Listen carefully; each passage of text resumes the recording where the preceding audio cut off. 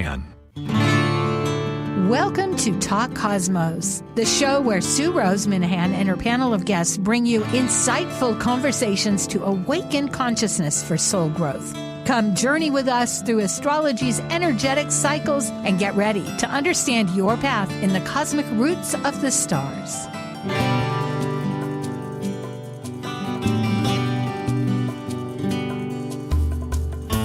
Hello, good evening, morning, afternoon, wherever you are, and whenever you're listening to Talk Cosmos, insightful conversations to awaken consciousness, because this is really a subject today about Chiron, and the little tag of it is Chiron moving to heal, which of course Chiron will do. It's that bridge between our different consciousnesses, and it isn't until that sorrow, that wound within us, that we learn how to share with others. But I have a wonderful panel, Planet Buzz, and we will go into this at more depth. And today, I might say, is December 3rd. We're finishing up the last month of this year. And it looks like things kind of can smooth out to help us along that path. At any rate, I have other folk to help me. And thank you so much. So now we are ready for Planet Buzz. Focusing on perspectives of pattern planet cycle relationships and understanding their archetypal energy consciousness, reflecting through history, current events, mythology, and philosophical questions, these are the members of Planet Buzz. I'm Sue Minahan, collaborating with guests weekly since 2018. I'm an evolutionary astrologer, consultant, workshop facilitator, and lecture speaker. I'm a Dwarf Planet University graduate, charter member of Kepler Astrology Toastmaster Club. I have an AA degree and a fine arts music degree in jazz. I'm a certified color energy life coach, a writer, artist, musician, and ardent mythologist, a student of esoteric philosophies and life. And I'm Dr. Laura Tan. I work as a spiritually oriented psychological astrologer with students and clients around the world. As a counselor, writer, and educator, I love helping people recognize their inner strengths, take advantage of auspicious moments, and navigate times of challenge with greater ease. On my own podcast, Mythic Sky Storytime, I discuss astrology, mythology, and actualizing our full potential. Learn more at mythicsky.com. And as the ancient Hermetic Code reveals, as below, so above.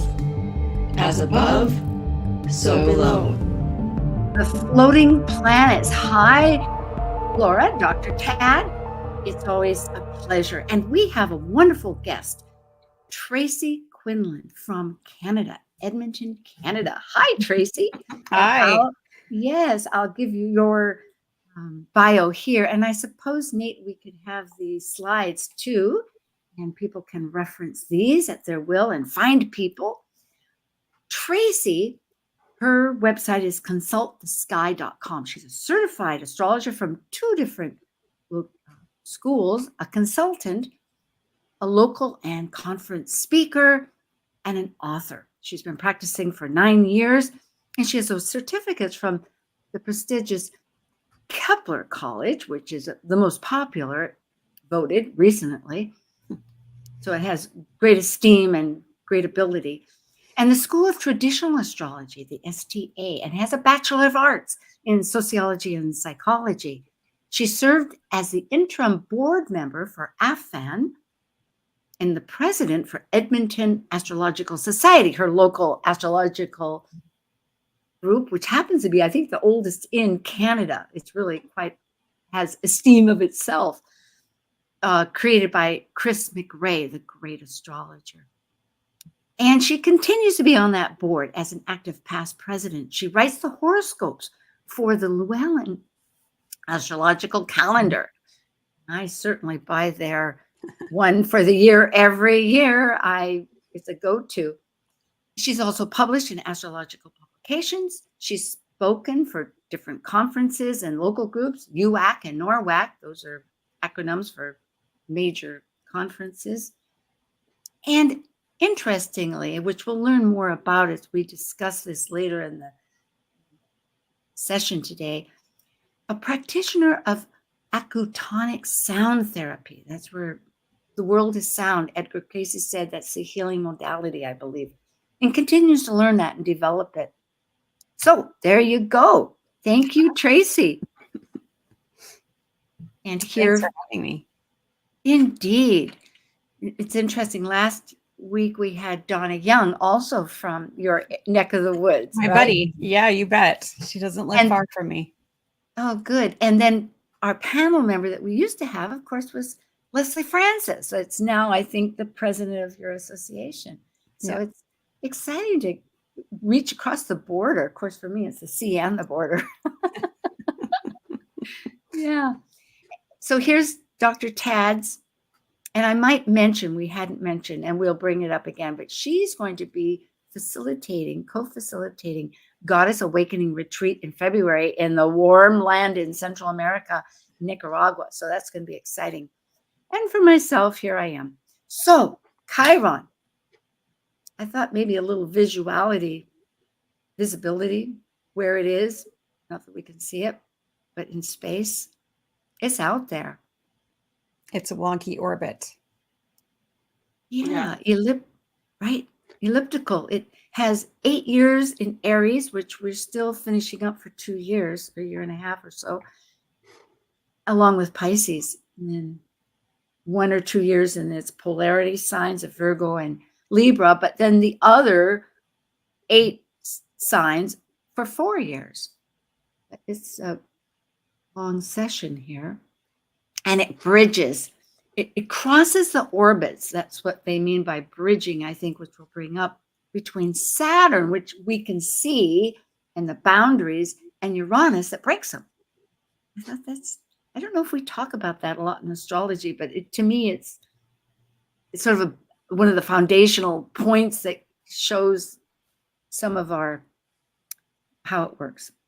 Unless you have something to say, shall I go ahead? I think, just because Chiron, we use a lot in astrology as an asteroid, but he is a unique one in that it's not part of the asteroid belt, right? All the other asteroids have much faster cycles comparatively, right? And that there is a uniqueness to that. Right. And even sometimes when go ahead, Tracy. Oh, I was just Yeah. going to say, isn't technically they call it a centaur? Isn't that? Yes. Yeah. It is. Let's go on with that then. Okay, so here we are, the master healer, teacher, wounded healer, the alchemist. I once read, and I love that. And it's that half body, upper man, lower animal. And some say it's because they synthesize, they control. It's not just control. I think it gets your nature in harmony, your natural nature.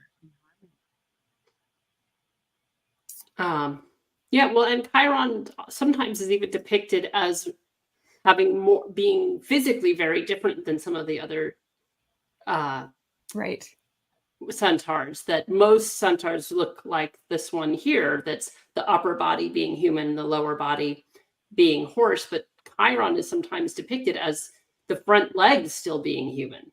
I've seen that it. he Yes. is a very unique. He also, in that he was a demigod, right? That all other centaurs were creatures, and Chiron having his father be Saturn or Kronos in the Greek myth, right? That he's half god, half horse, and that's part of his mythology, part of the story of him being the wounded healer, and the story of what he's suffering from when he's poisoned with the arrow from Hercules. We'll go on to that.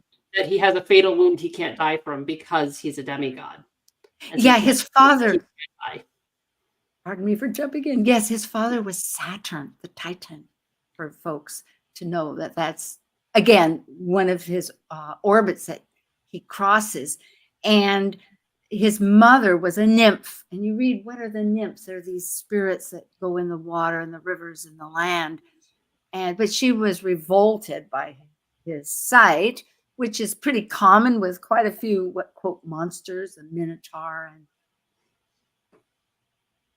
kinds of different ones. But anyway, the sun and moon raised him and taught him. he became this master healer about warfare, prophecy, hunting, music.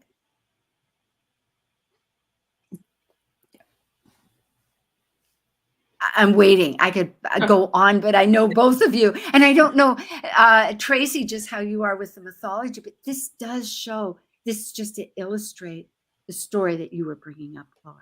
Well, I like, sorry, I was going to say, I like what Laura said about the different imagery with him being, you know, human and then just horse on the back, because he wasn't accepted by centaurs either. And that's a big part of the mythology, is he didn't really fit anywhere, right? He wasn't accepted anywhere except for by a few personal people who took them under his wing. So interest. No, that's it. Well, yeah, and no, we can speak and pardon me, but I'll quit saying that.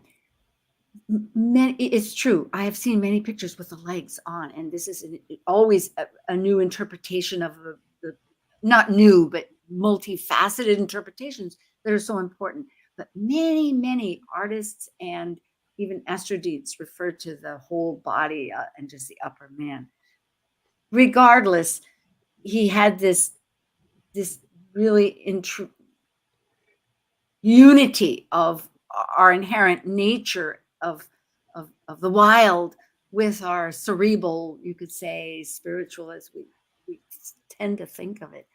But yeah, and as Tracy was saying, that piece of his ostracism, right? Regardless of how he's visually depicted, the ostracism is a big part of the story, and the wounded healer archetype, right? Definitely. And that part of his journey being that it's because of that ostracism that partly led to his search for healing that made him really the father of medicine, even though we give that to Asklepios, who was his student.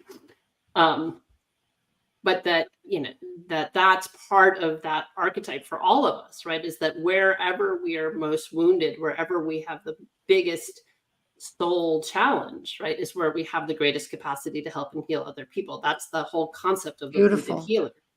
Yes. And it's through our pain, through helping others through similar challenges, that it's that almost like a homeopathic interaction and that symbiotic exchange that leads to freedom, for him in the myth, right, as he's released from his body, but leads to the healing that's necessary. Yeah, he's the only demigod or god that died. It has that in order to release, in order to transform. And interestingly, too, there's that, I hadn't read that particular interpretation, but the fact that Zeus adopted him, I haven't always read that, but meaning adopted him, maybe embraced him, brought him back because he went to Hades, where he's not supposed to return from, the mortals, but yet brought him back up to the heavens and named, whether it was Centaurus, the constellation, or Sagittarius, the constellation.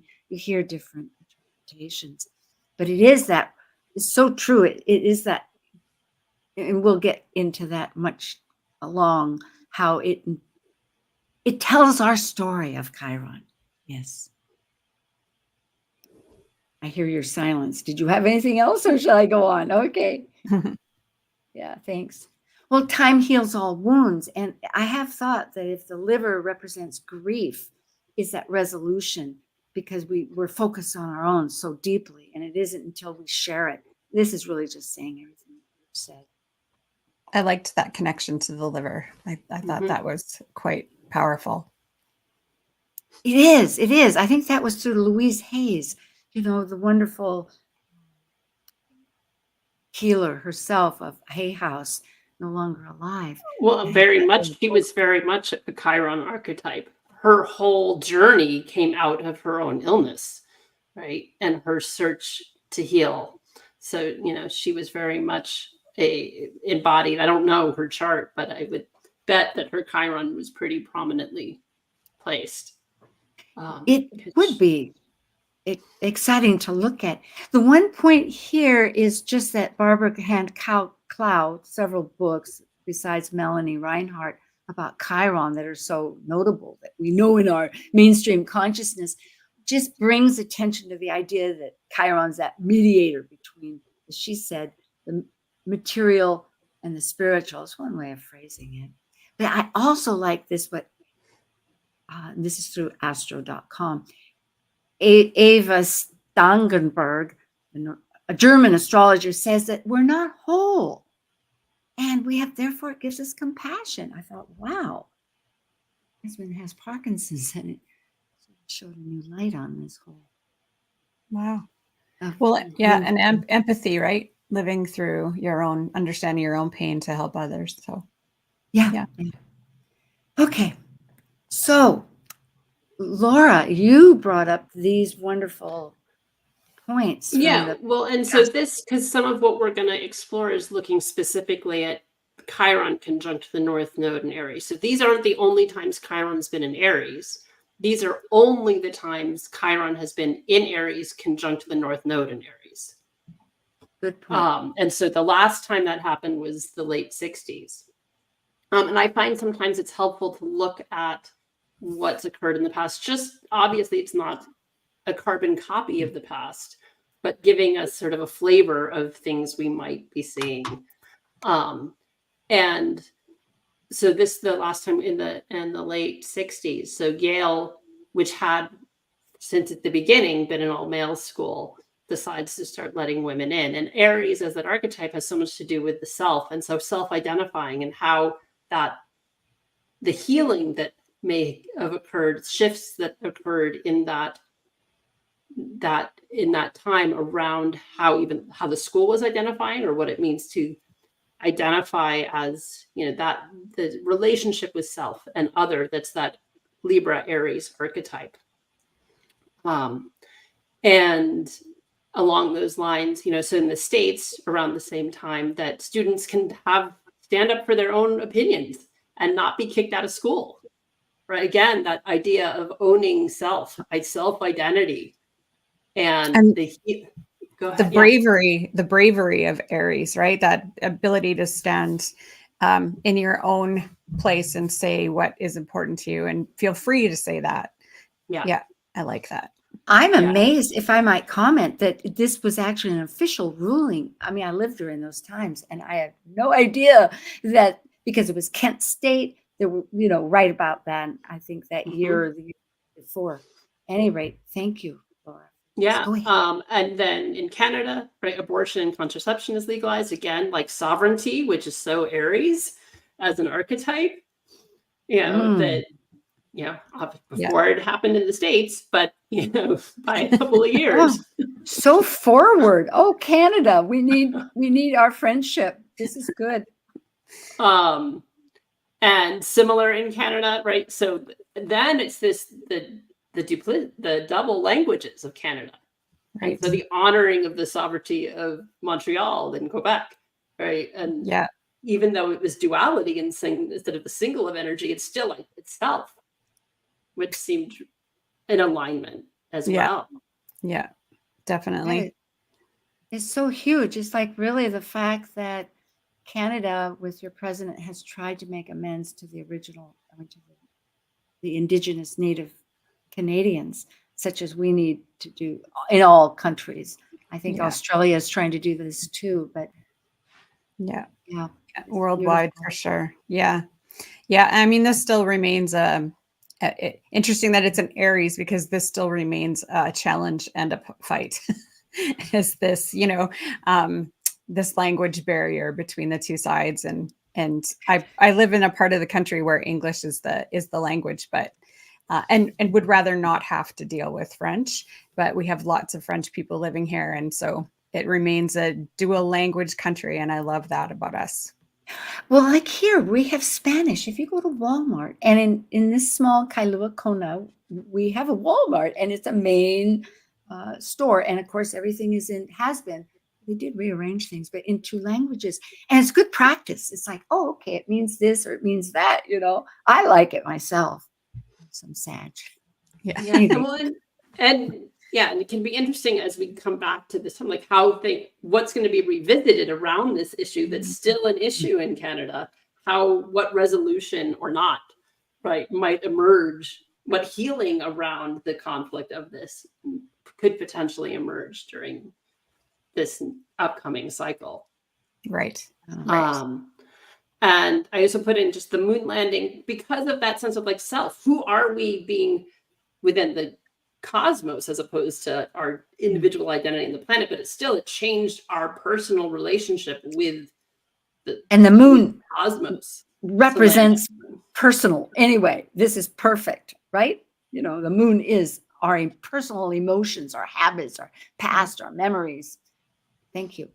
Yeah, Right. and similar, you know, with Woodstock and how that shifted identity and different things around that, and the healing of some of that, and some of the music that came out of that era. And then Sesame Street debuting, which had a lot to do initially with trying to level the playing field of education. That they were looking at the educational disparities in this country, anyway, of lower income communities and kids not getting the foundation that they needed, and it being a way of repairing that. Seemed like an interesting way for Chiron and Aries to be manifesting, of taking charge of that healing.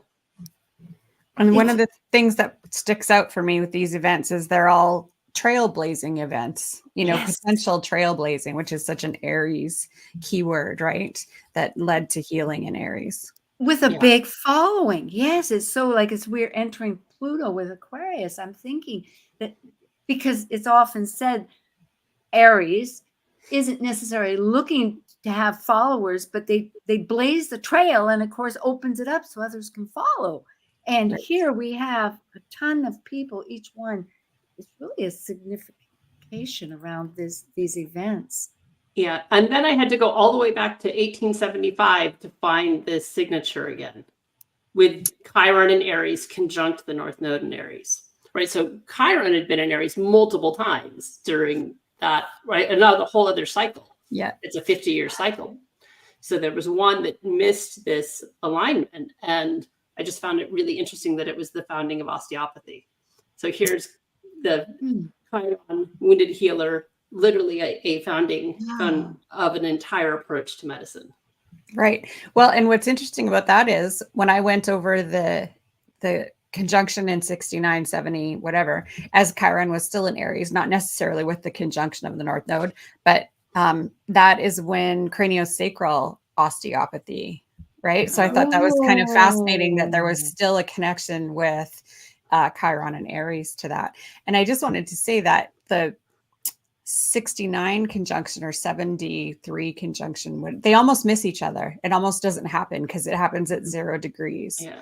And so it almost wasn't a conjunction with a North Node. Yeah. Wow. Yeah. You know, what's really fascinating is thinking deeper about these medical practices involving the body and then the mind, the head, you know, the whole of us, because it is, you know, I mean, Chiron was afflicted in his body, but then he had to make amends, choices. You know, Prometheus, I hadn't understood, but was going to be punished until one of the gods would give up his immortality. It was the first time I'd read that. I thought, boy, it's just, that's a whole myth I would love to spend hours really with the liver diving into. It was a liver thing too, right? Yeah, exactly. Yeah. Picking out the liver. Yeah. I think that's why I looked at, yes, the grief, because the eagle was picking out the liver. So it was like, why the liver? Way back then even. But yes, indeed. And it would renew every day. Well, grief is like that. Grief is very overwhelming until we manage to get a hold of some other raft in life. We can talk about that. Yeah. Okay. So if we're looking, I brought this up because this is today. No, this isn't today, but this is the first chart, because as this marches along, we've been talking about when Aries conjuncts the North Node, which won't Aries. The North Node conjuncts Chiron, which will be February 19th. But in the meantime, there's this series of changes, not to go into all of them, but just to look at this new moon. And I don't know. Well, so if it's at a trine. It's trining the North Node. Is that where you're going with that? Well, perhaps it was just trying to get a little bit maybe a bridge. I don't know, from here to there, but help from our friends. I think in our notes, Tracy, you were saying that the energies are fortuitous. They're not as daunting as past Christmases, and we have a little energy helping us because it's a process. Our wounded, we don't just jump to Chiron being conjunct the North Node of destiny to have amazing things happen. It's a process. I think that's what. Yeah, definitely. It's trine. It's kind of leading into the Christmas holidays. Maybe shining some more positive light on that North Node in Aries stuff and the Chiron stuff. And I think too, I will bring this up, the very fact that Jupiter, which is in these long aspects, I forget now how long, but it's not just a few days, it's rather long. I think it's because Jupiter is still retrograde, but it will go direct at the end of the month. So it's slowing down. And as you had said too, oh, no, never mind. I was thinking of,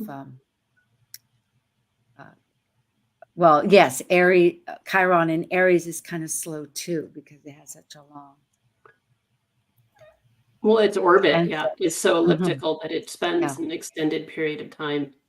So we have a lot of time to think, this trine between our belief systems with our thinking gathering. And of course, Mercury is going to go into that retrograde. And also opposing Venus, which is the ruler of the South Node. It's a lot of time to start thinking about our values, which has a lot to do about healing, as I said. It's kind of interesting that Pallas is conjunct Venus so tightly there in a Mars sign, because it's maybe a little foreshadowing of what kind of ideals, beliefs, values people are going to be willing to fight for. Mm-hmm. Oh, I love that. Yeah. Well, we're just about at that moment where we're going to return, and this is the chart of the actual conjunction, and we'll talk about, unless you have something that stands out. Maybe we'll take a break and come back and look at this. Okay, beautiful. Thank you, Tracy Quinlan from Edmonton, Canada, and thank you, Dr. Laura Todd from Georgia. And this is Talk Cosmos Planet Buzz. We'll be right back with Chiron, moving to heal. Thank you.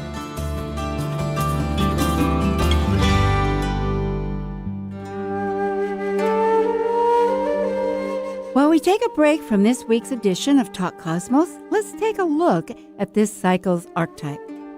We are currently in the Yang period of Sagittarius, ruled by the largest of all planets, Jupiter, the Roman god, or Zeus by the ancient Greeks. By leaving a cycle based on power and powerlessness of life and death and regeneration, involving committed relationships, Sagittarius energy finds meaning for an expanded perspective and potential for actualization in their search for truth. As a mutable fire sign depicted by the Centaur, Sagittarius is adventurous and seeks the beyond. Sagittarius travels to far places, physically and mentally, to find the truths of life. This is Martha Norwalk, every Sunday morning beginning at 9 a.m. Thanks in part to Natasha Venter at angelicclarifications.com, we cover the world of animals. This week, it's Best, Neuroenergetic Balancing, Rasmussen Reset, and Energy Codes Sunday. That means Dr. Nels Rasmussen and Sister Linda Rasmussen will be here. Together, they can help you and your animal friends with emotional, behavioral, or physical issues. So I hope you'll plan to join us and call in for Martha Norwalk's Animal World Sunday morning, 9 a.m. to noon, right here on Alternative Talk, AM 1150. Talk Cosmos brings insightful conversations to awaken consciousness for the soul growth with hour-long programs every Sunday at 1 p.m. Pacific on KKNW. Talk Cosmos weekly programs are also available to watch live on the Talk Cosmos YouTube channel and Facebook page. While you're there, make sure you click the like and subscribe buttons so you get the full Talk Cosmos experience. Or if you'd rather listen to the show archives with audio only, the entire podcast collection since 2018 is available on most podcast carriers. And to find out about upcoming programs, sign up for the newsletter at talkcosmos.com. So grab your coffee, tea, or kombucha and enjoy the show. Tell your friends about Alternative Talk 1150. We're back, and here we are. And at this point, I always ask each one of you to give a little update about what's happening. And I have the first slide with you, Dr. Tad. So please. Oh, Yeah. Sorry, I keep forgetting that it doesn't show. Okay, go ahead. So as I've said, I'm once again going to be running the Goddess Awakening Retreat with a good friend of mine down in Nicaragua this year. It's going to be February 10th through the 17th. And it'll be a combination. There'll be yoga every morning and then a workshop late morning. Different workshops. Some will be on astrology, some will be on meditation, creative expression and healing, various different workshops throughout the day. Each day, there'll also be opportunities to go zip lining in the jungle or horseback riding on the beach. And it's an incredibly healing experience to be there. I was there this past February, and it's a opportunity to decompress and relax, and also have a cathartic healing experience of connecting with the sacred feminine, both for yourself and in a more collective sense. So we'd love to have people come, and you can check it out on my website. And if you register, I know not everybody listens to this live, but if you register by Tuesday, the 5th, you also get a free massage. So. Ooh, I love it. And I'm going to redo this particular slide because you have many more. Go to mythicsky.com, folks, and you'll find everything about it. Yeah. Well, and Tracy, thank you, Laura. Tracy, I brought this up, and anything else you want to say, we'll be fine. So instead of classes in January, I'm opening up a membership where people can come, and we'll do monthly workshops to help people learn how to work with their charts. We'll do monthly updates on the transits.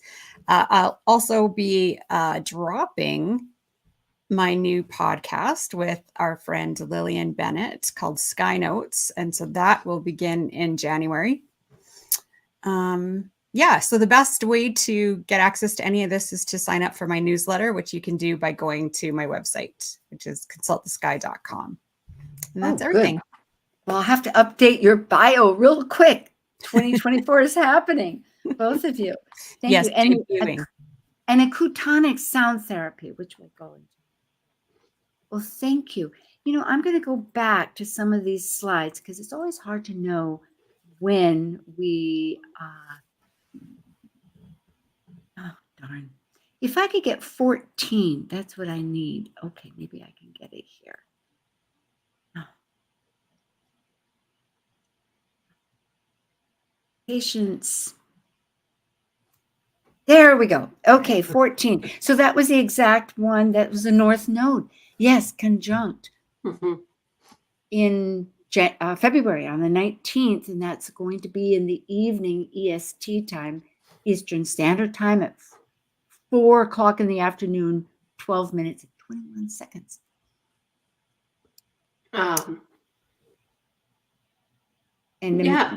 Well, I have several people in my life whose birthday this is, so my brain starts trying to calculate if this is their solar return. But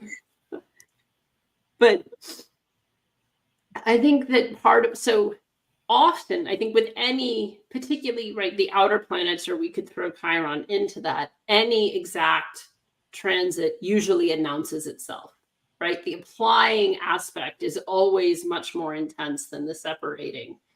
And so, yes, this is the exact, it's the culmination, sort of like the full moon, right? It's like it's building and building and building, and then it's at its apex.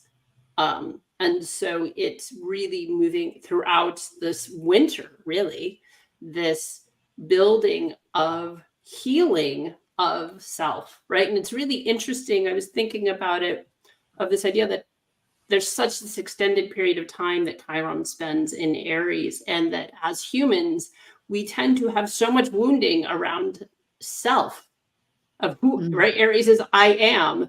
And so many people struggle with owning their self, with feeling comfortable standing in that, and or being accepted for who they are.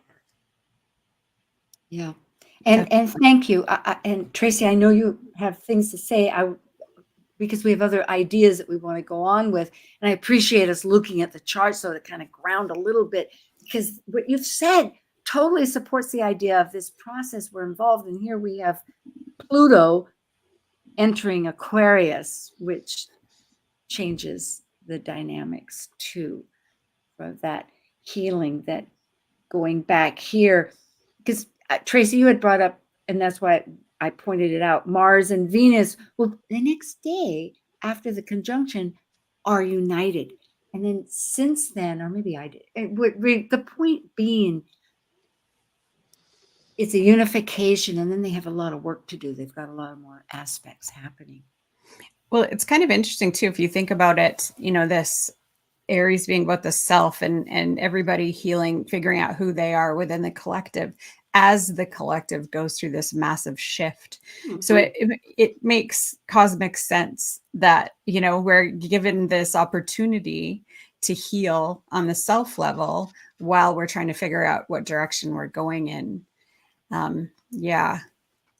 And those two it's right. It's Jupiter. It's not Uranus. Pardon me. I was going to say, but they're still sextile, which means that this growth and contraction process is in motion too. Like we were saying, moving to heal.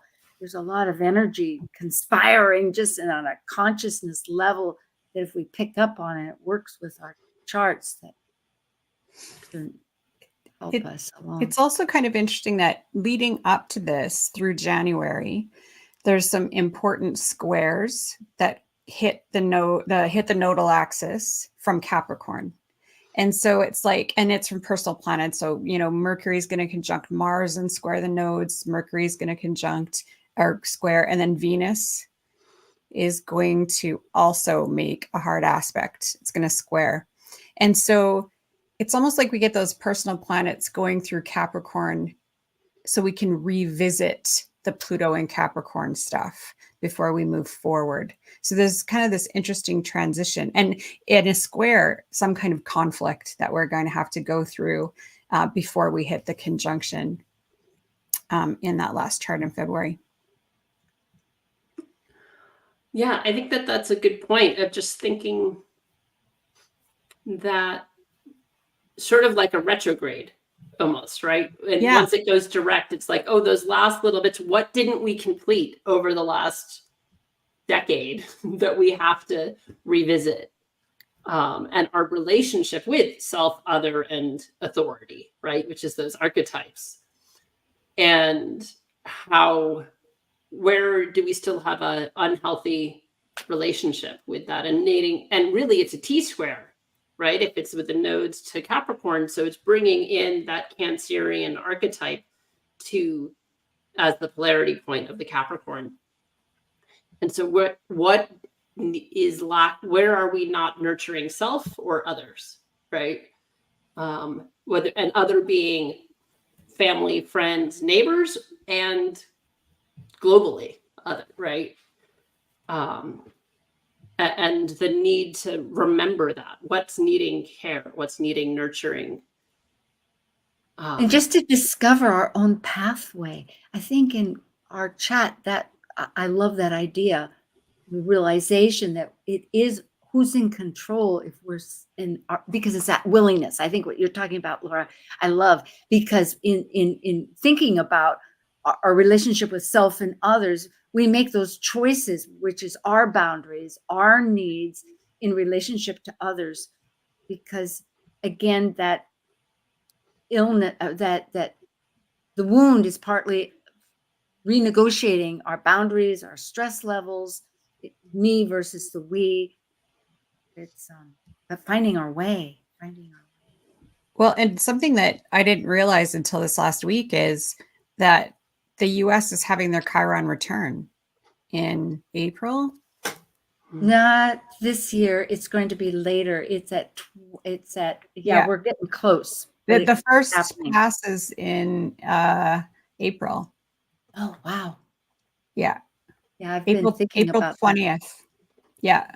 And so it's like everybody gets to do their individual work as, you know, as the country is also going to have to look at those Chiron issues and those Aries issues.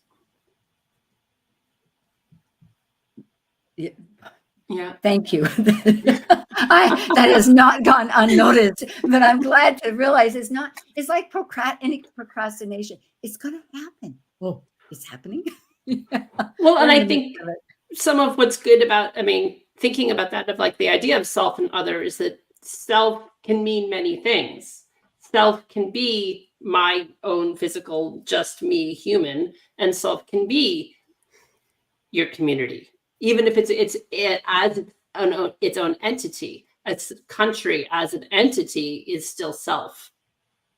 It's part of though yes. It's right, and so yeah, the wounds and that revisiting, right? So even looking at, like I was mentioning with Canada and what might be revisited around the dual language, right?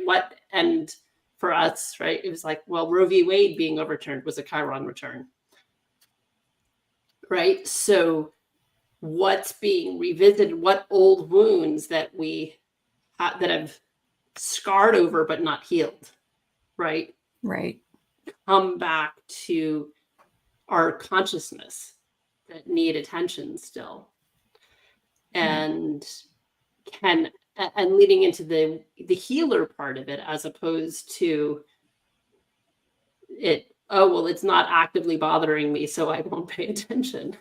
And I'm thinking identity with the group, the culture. It's also like-mindedness, thinking Pluto going into Aquarius. And so it's, what are those conditions that we think are like-minded, are the qualities? They've shifted so much since this country started way back in 1776. Not just, the voting, we all can vote. For instance, men, everybody, women rather, everybody. Thank you. So it's that it'll be most intriguing with Pluto as our transformer of deep past and spiritually connected psychological truth of how we reconnect in this network that Aquarius wants. It wants interaction and stay away from elitism, but to redefine. Yeah, I like that. Yeah.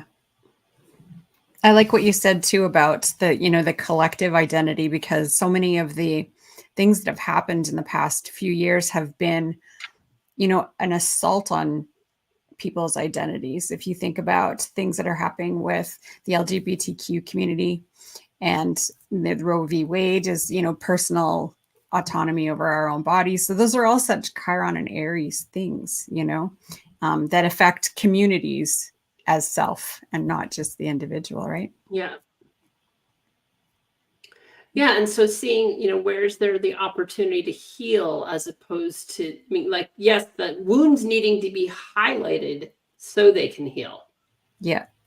Right. What's interesting is the side effect of those things that have happened is that those communities, groups of women have come together to help women with their health issues, and groups of people in the LGBTQ community have come, so it's creating different community in a much more healing way, which is the Pluto that in Aquarius idea that you're talking about, Sue.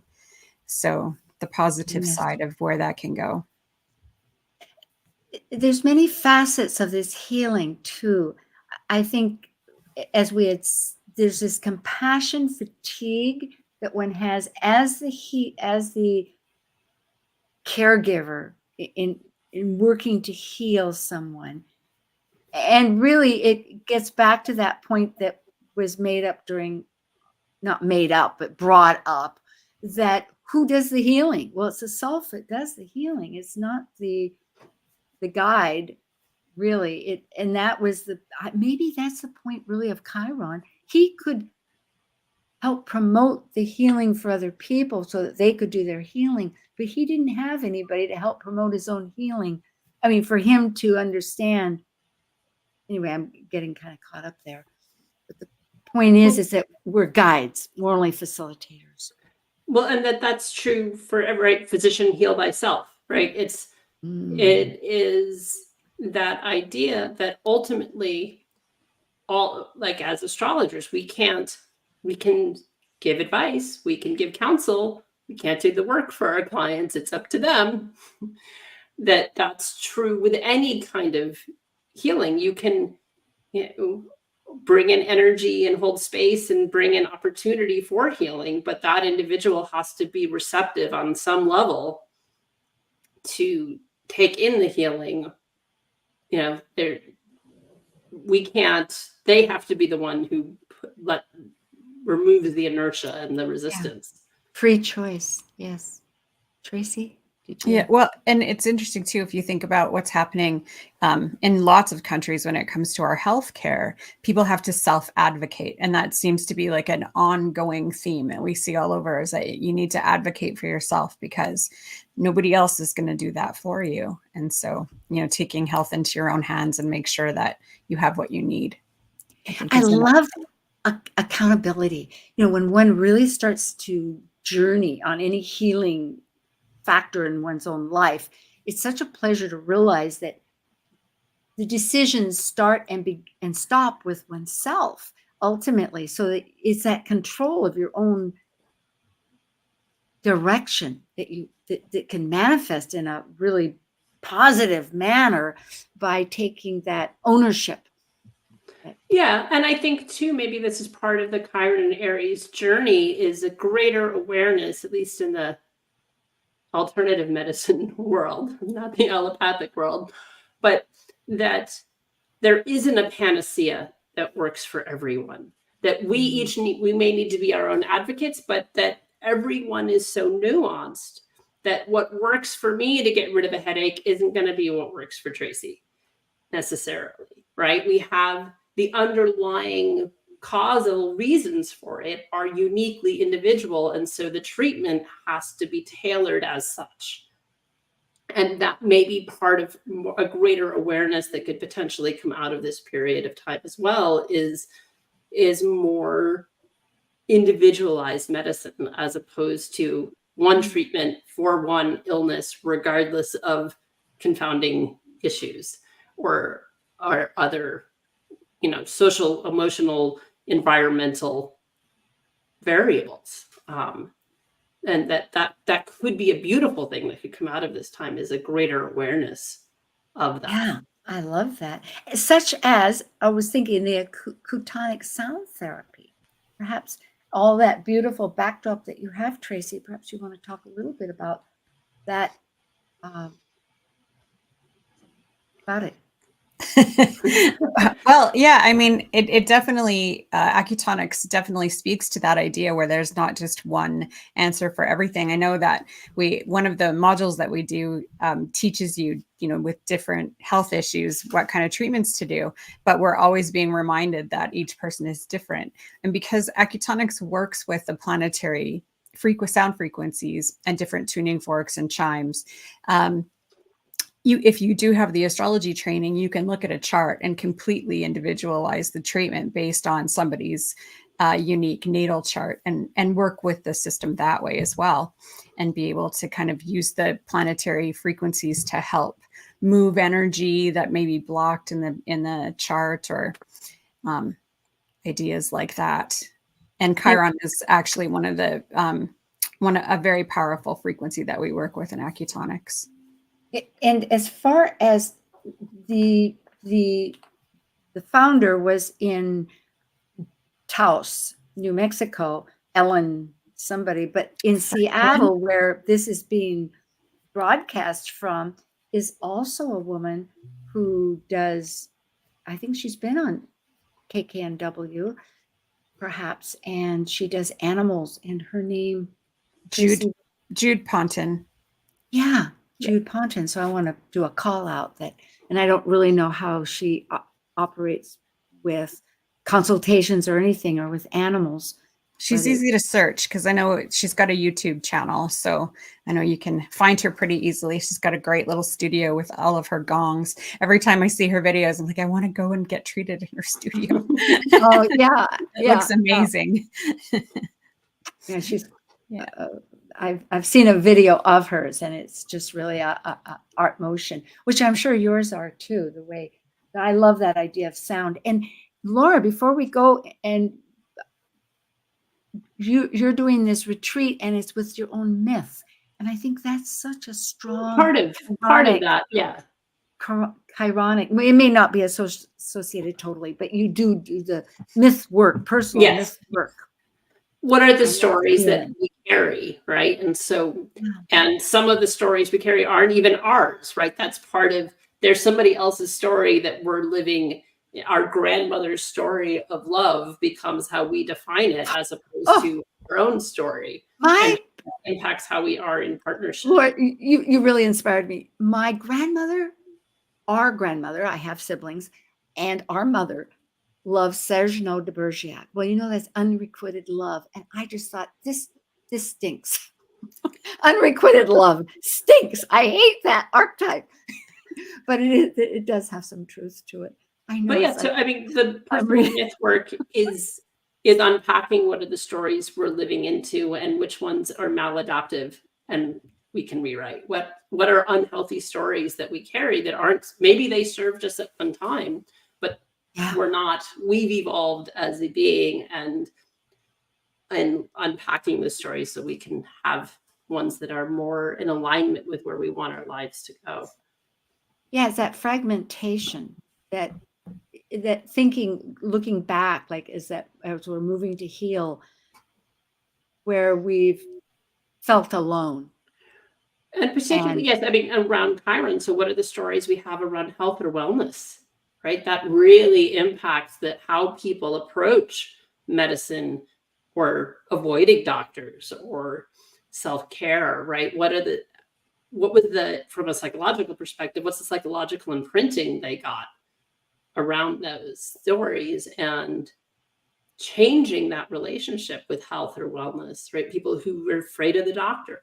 Okay, well, how changing their relationship with health and wellness so they can have preventative medicine. Well, that goes into, and we only have about 2.5 minutes, so we don't want to spend the whole time, and it's a huge subject. But there is this controversy, and it's very chironic, of the assisted dying.